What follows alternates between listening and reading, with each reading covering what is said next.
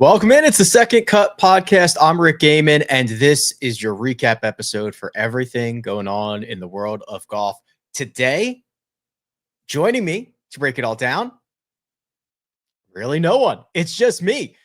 Schedule commitments. Armina's hand is flying in the background. She's on the ones and twos, but we're going to do a little bit of solo pod, and I admit I'm taking a risk here because Adam Schenk, as I speak, just lipped out for birdie on 17. And has a one-shot lead. I would have felt a lot more comfortable launching this if he had a two-shot lead going up 18 and assuming this was not going to go to a playoff, but I guess we will find out. We're taking a little bit of a risk here, but I've got some time because we are going to start with what happened on the DP World Tour. It was their DP World Tour Championship, which is also the conclusion of their season-long race, their race to Dubai, and it was exciting if you were up this morning. There was a log jam at 17 under par with Rasmus Nørgaard Peterson, Tommy Fleetwood, Laurie Cantor, and Ludvig Åberg all in at 17 under. Matt Fitzpatrick makes birdie on 18 to knock all of those guys out and set the new clubhouse mark. The only problem for Matt Fitzpatrick is that Rory McIlroy still has to play the last. And in true Rory McIlroy earth course fashion, he makes an eagle on 18, gives us the fist pump, gives us the full-on celebration, and sends this thing to a playoff.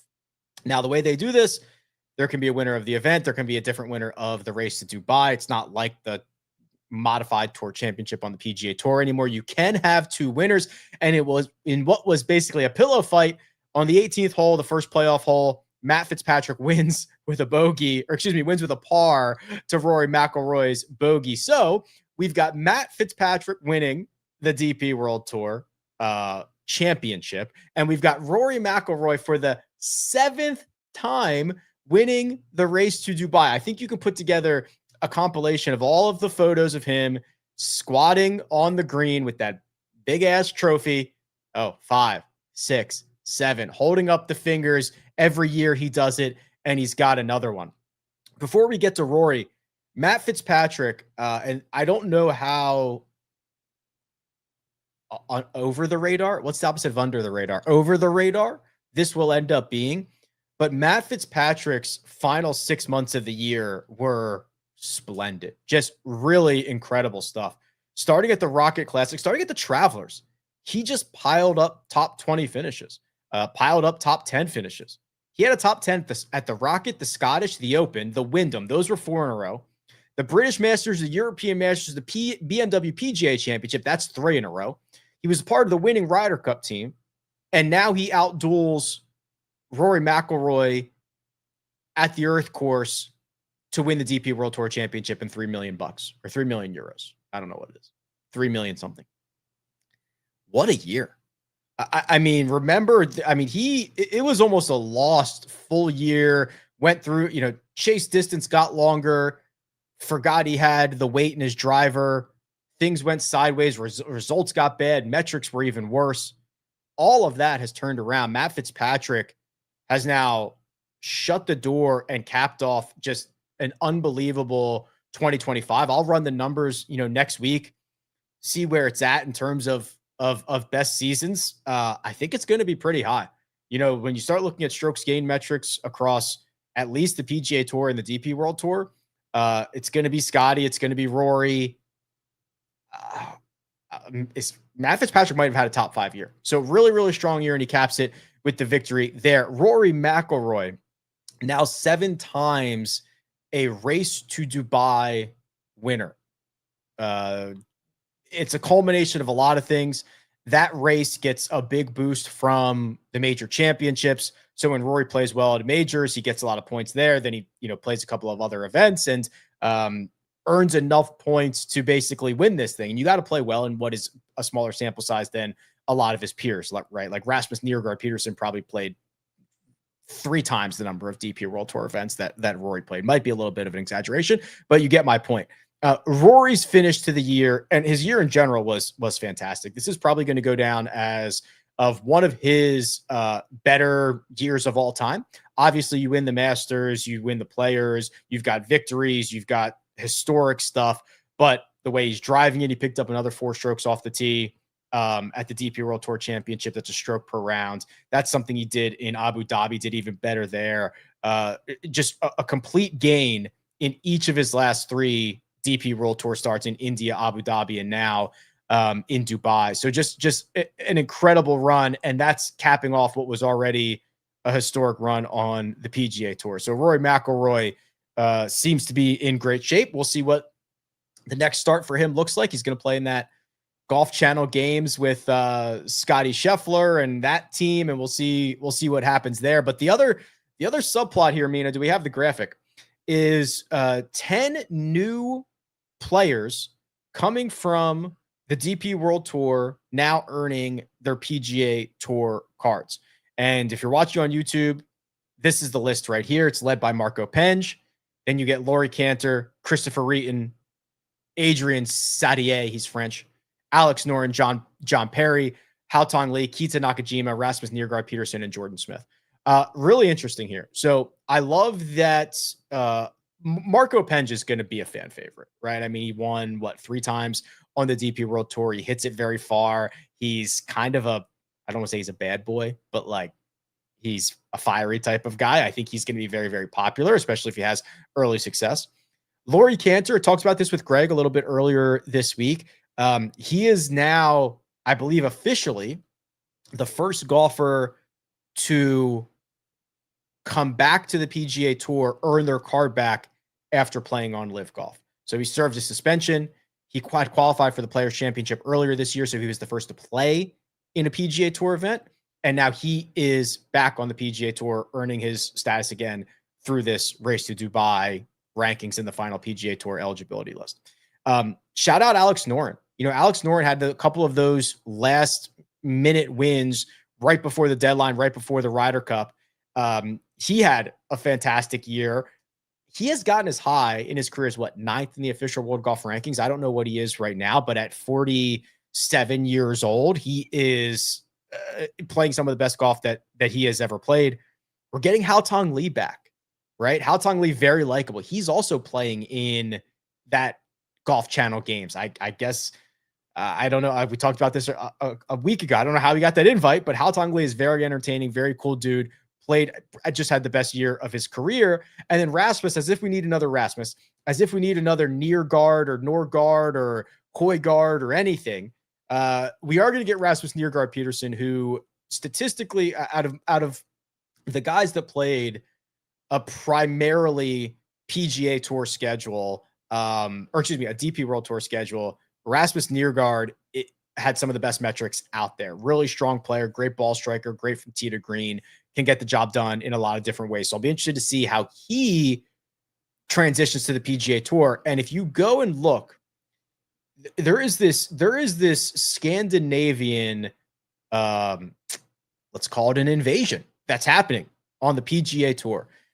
The athletes that are coming from Scandinavia, and you look at all the radar stuff, you look at ball speed, you look at club speed, you look at this just raw talent, it is a ton of Scandinavians. I'll pull the list, but you've got the Højgaards move it. Nicholas Norgard moves it. Ludwig obviously moves it. There's a couple of Danes that I'm not thinking of, but they all just move it. And Rasmus Niergaard is another one. So excited to see what he does. I think that's probably the big stuff out of the DP World Tour. I think they've got a couple weeks off before they restart their schedule. Their schedule starts in December. It's like immediate. They're going to be in Australia for 2 events, and then they roll right on. They do not even take a break as long as the PGA Tour does. So we'll be seeing them right back in action before you know it. Transition to the PGA Tour. And as of right now, Adam Schenk is trying to do something he has never done.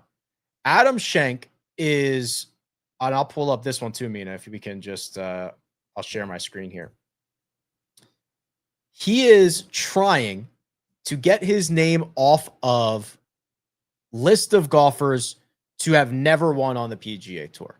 And as far as active players go, there are only a handful of active players who have more starts than Adam Schenk without a victory.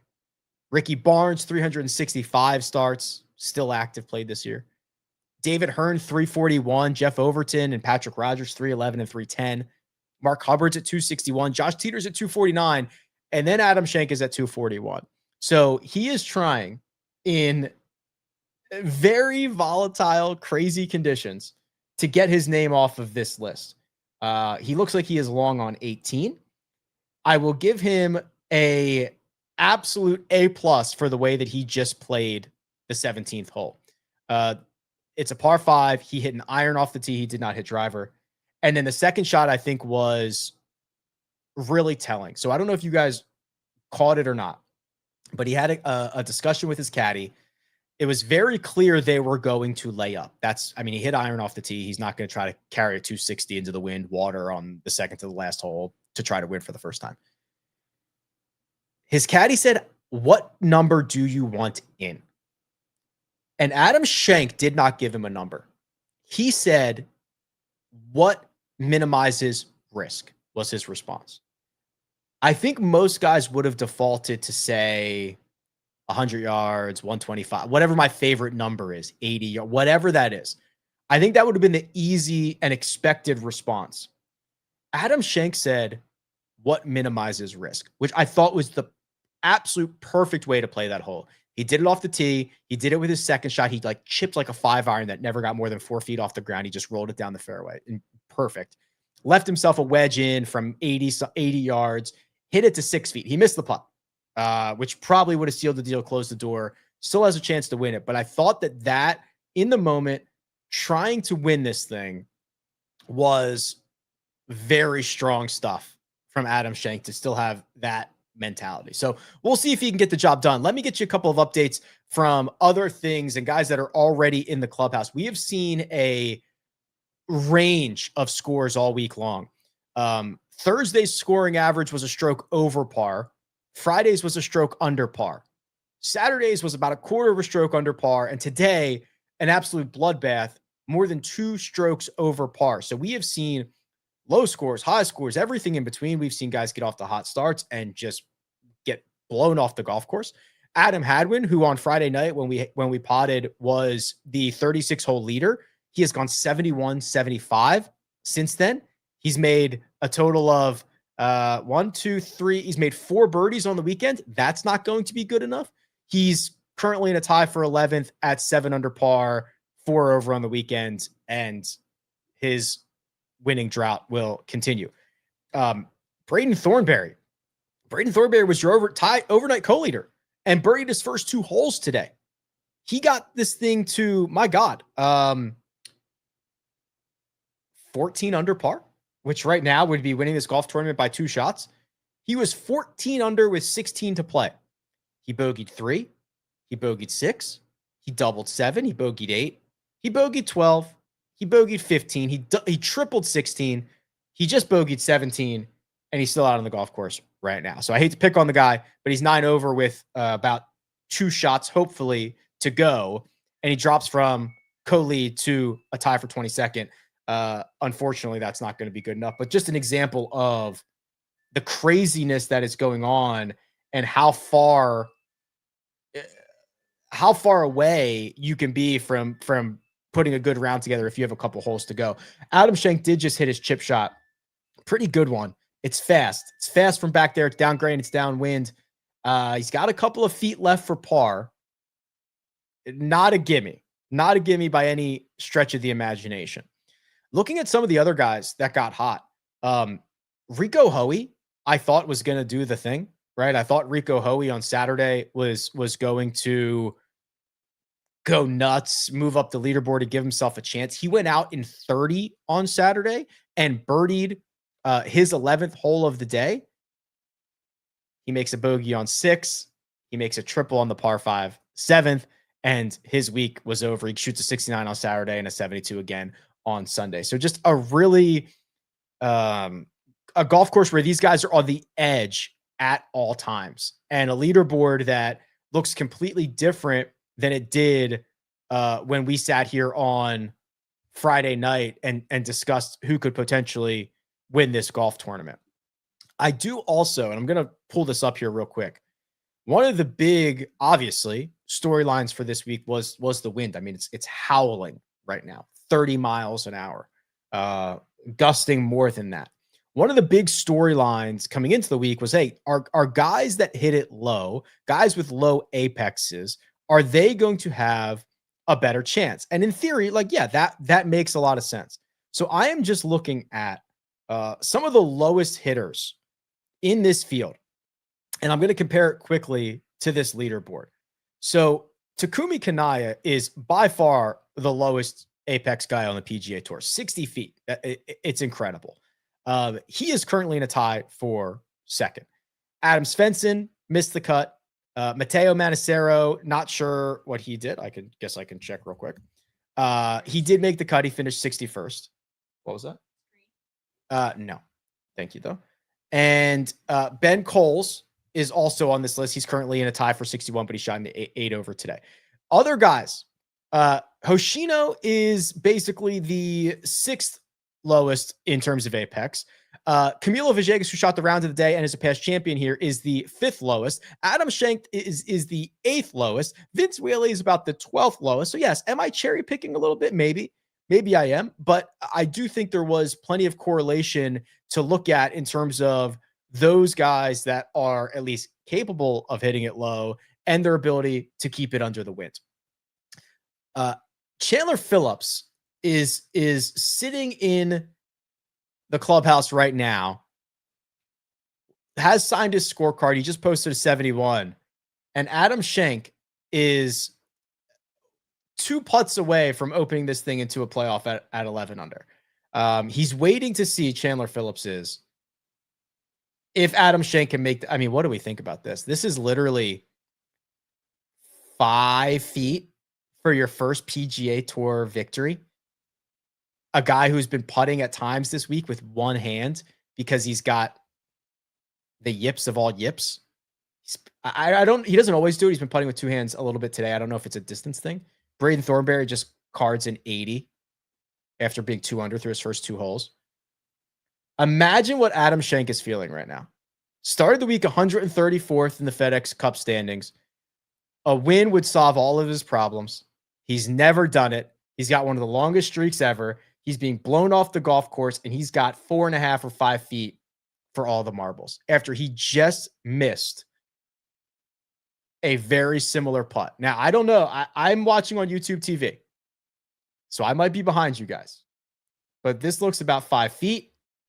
Him and his caddy are reading. I'm nervous for him. I'm going to say he makes it. I'm going to say he makes it. I think it's very fast. So it is going to take out the chance that he leaves it short. I don't think it's possible to leave this short. I think he's just got to get this thing started online. I think he knows exactly what it does. This would be a putt that you would have hit a ton this week and in your practice rounds. He's oh my God, he's backing off because of the wind. Here we go. Adam Schenk for the win. This is incredible. Get your soundboard ready. Oh, my soundboard. Uh-oh. I gotta have my here we go. Adam Schenk looks like 5 feet, maybe a little bit more for the win for the first time ever.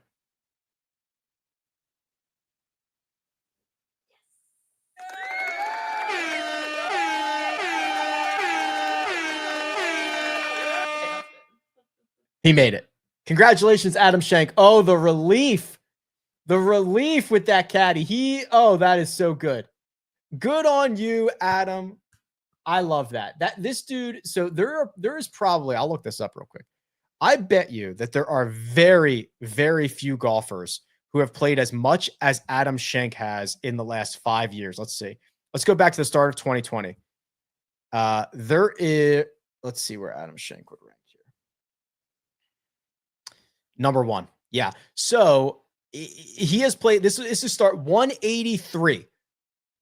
574 rounds. No one has played more than Adam Schenk since the start of 2020. Still looking for that first win. And obviously his career goes back farther than that.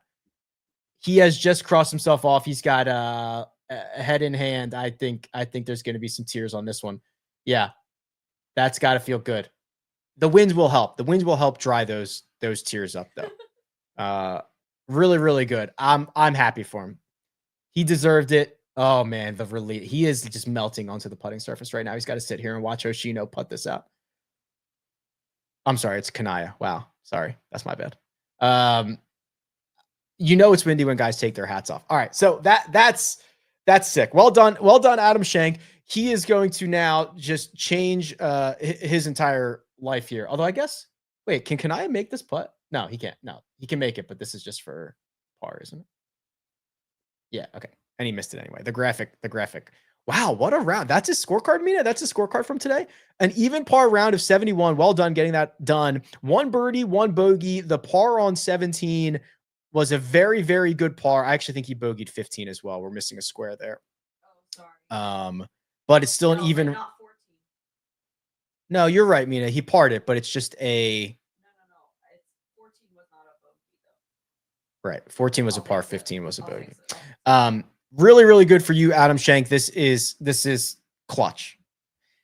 Now, who else just improved their situation in a great way? Chandler Phillips did.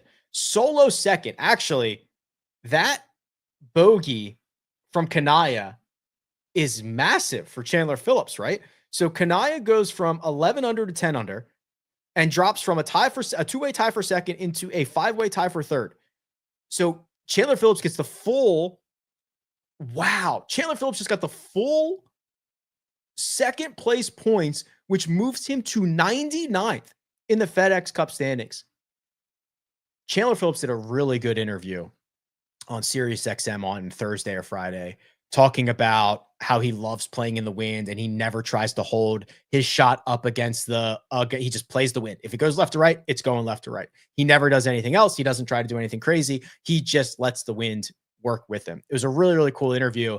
Glad to see him play well. Move to 99th. Kanaya is in a better position as well. He obviously would have loved the solo second points, but a 5-way tie for third moves him from 120 to 83rd. So that is very strong for him. McGreevy goes from 100 to 91. Frankie Sappin had a really good week, but not good enough. He only goes to 129. So wow, some movement on the board. I'm not listening to this Adam Schenk interview right now, but I imagine he is saying a lot of he's touching his eyeballs. So I'm imagining it's really emotional and relief and all that fun stuff. Wow. What do you even say, Mina? What do you even say? Very, very good stuff here. Adam Schenk first at 12 under, Chandler Phillips 11 under, a 5-way tie at 10 under with Alex Smalley, Vince Whaley, Frankie Sappin, Max McGreevy, Takumi Kanaya. Vince Whaley had the lead in this golf tournament early, got off to a really hot start, 4 under through 6, struggled and limped his way in. He was 3 over par after that, 1 under 71. If he just shoots so he goes 68, 68, 68, 70. If he shoots a 68 on Sunday like he did the other 3 days, he's in a playoff right now with Adam Schenk. Obviously, you could do that for just about anybody in this field. Also noted low ball flighter, Seamus Power, past champion here, ended up finished T11. Camilo Villegas, past champion here, ending up finishing T9. The streak of international champions is over. This would have been 5 straight years for an international champion at the Butterfield Bermuda Championship. It is over. Adam Schenk dons one for the Americans, and he doesn't even have to do it in a playoff. Joseph asks, can we get Rick's thoughts on JT closing it down for 2026? Shane Lowry's in the Skins game. Yeah, so if you didn't see this, I'm sure we'll talk about this a little bit on Tuesday. Justin Thomas had discectomy, some disc surgery on his back, is what Tiger has had. I will say this. Justin Thomas is a very fit guy. Justin Thomas will bounce back from this obviously a lot better than Tiger did. Tiger's like 20 years older than him and all that stuff. I hate it. You have to hate it when these guys are getting back surgeries. Will Zalatoris, Justin Thomas, because the problem is it doesn't really go away, right? Like you can fix it, but the reason you hurt it is because a lot of the torque you put on it. Think about Justin Thomas. Think about Will Zalatoris. 2 skinny guys with a ton of torque and a ton of power in their swing. And when you start putting a lot of that stress on your body over and over and over again, things break down. Now, Zalatoris has been out more than he's been in the last couple of years. Justin Thomas shutting it down for X amount of time. We don't know. But not good. I don't like this. I do not like this. It's like in pitchers, shoulders and elbows, right? Like shoulders and elbows. That's bad. Golfers, backs. Basketball players, knees, right? Like it's not good. It's really, really not good. So hoping and wishing JT all the best, obviously, but not sure about a timeline for his recovery. The week ahead, we'll turn to the RSM Classic. It'll be the final event of the FedEx Fall. As Joseph mentioned, there's a Skins game. There's the Golf Channel games. There are they're going to air the Capital One baseball stuff that Mark was part of earlier this week. And of course, the DP World Tour is going to start like immediately. So there's still going to be a lot of golf to be played, but the PGA Tour will round it out next week at the RSM Classic. We will throw in a trivia, probably Thanksgiving week, maybe that Tuesday of Thanksgiving. We'll do a trivia show. I'm already working on the questions and categories and all that fun stuff right now. So it looks like we'll do that probably Tuesday of Thanksgiving. But we've got a lot of cool stuff ahead. I'm happy for Adam Schenk. This is very fun. Cross his name off. Now it's Patrick Rogers' problem. Now it's Mark Hubbard's problem and Sam Ryder's problem that they're one of the guys who needs to get a victory. It's not Adam Schenk's problem anymore. And this show is not my problem anymore. No, I kid. Cool to be on air while that putt went down. LPGA's on, golf is on. I think you guys are probably starting to ignore me soon. So appreciate y'all for tuning in. We will be back at it again on Tuesday. We'll get Mark and Greg's thoughts on this one. Big thanks to Mina on the ones and twos. But for now, see you next week.